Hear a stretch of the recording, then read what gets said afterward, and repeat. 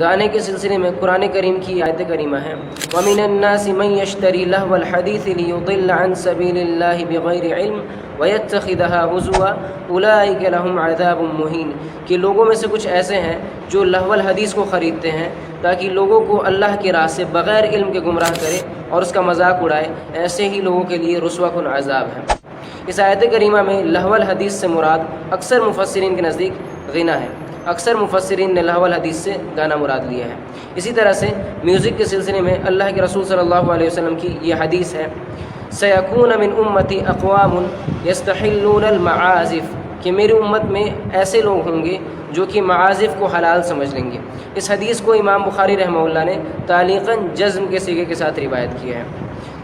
معازف یہ میزفن کی جمع ہے، اس میں آلہ ہے، اس کا مطلب ہوتا ہے آلات موسیقی، میوزیکل انسٹرومنٹ۔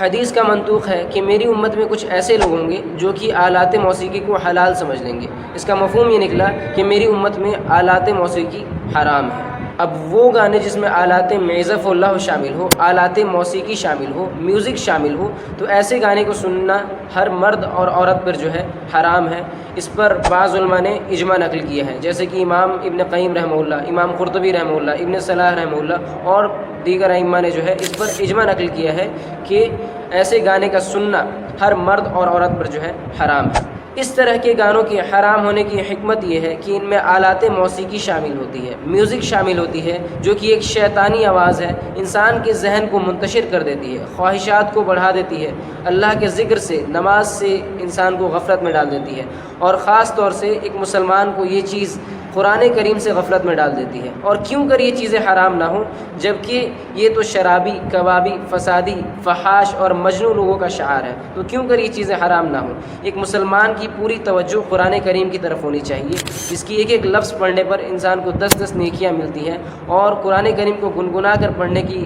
حدیث میں بہت زیادہ فضیلتیں آئی ہوئی ہیں۔ تو ایک مسلمان کی پوری توجہ قرآن کریم کی طرف ہونی چاہیے۔ اور بدقسمتی سے آج کل ہمارے ہاں جتنے بھی گانے پائے جاتے ہیں وہ عام طور سے اسی طرح کے ہوتے ہیں، اور بہت سے لوگ اس چیز کے عادی ہو جاتے ہیں، اور ہم جانتے ہیں کہ کسی بھی چیز کو چھوڑنے کے لیے اس کا ہمیں بدل چاہیے ہوتا ہے۔ تو بہت سے اچھے قراء موجود ہیں، جیسے کہ شیخ مشری راشد الافاسی، شیخ راد الکردی حفظہم اللہ۔ اسی طرح سے بچوں کے لیے بھی بہت سے اچھے قاری موجود ہیں جن کو آپ مسلسل سن سکتے ہیں، جن کی جو قرات آپ کو اچھی لگے اسے آپ مسلسل سنیے اور اسی طرح سے پڑھنے کی کوشش کیجیے۔ اس طرح سے جو ہے آپ کی دلچسپی قرآن کے اندر بڑھے گی۔ ہمارے یہاں ہوتا کیا ہے کہ نہ عربی جانتے ہیں لوگ، نہ ہی قرآن انہیں ٹھیک سے پڑھنا آتا ہے، اسی وجہ سے قرآن سے انہیں کوئی دلچسپی نہیں ہوتی ہے۔ گانے کی دوسری قسم یہ ہو سکتی ہے کہ کوئی عورت مردوں کے لیے گائے، تو اس کی حرمت میں بھی کوئی شک نہیں ہے۔ اسی طرح سے تیسری قسم گانے کی ہو سکتی ہے کہ گانے کے کانٹینٹ میں جو ہے وہ فحاشی ہو، برائی ہو، غیر اسلامی چیزیں ہو، شرک و کفر کی باتیں ہو، تو گانے کے جو الفاظ ہیں وہ غیر شرعی ہوں، تو اس کی حرمت میں بھی کوئی شک نہیں ہے۔ اسی طرح سے گانے کی چوتھی قسم یہ ہے کہ گانے کا جو کانٹینٹ ہے وہ صحیح ہے، اس میں اچھائی کی طرف ابھارا جا رہا ہے، اچھے اشعار ہیں، تو ایسے گانے پڑھنا جائز ہے، لیکن ان کے اندر بھی کفار، فحاش اور برے لوگوں کی مشابہت اختیار نہیں کرنی ہے پڑھنے کے لہجے میں۔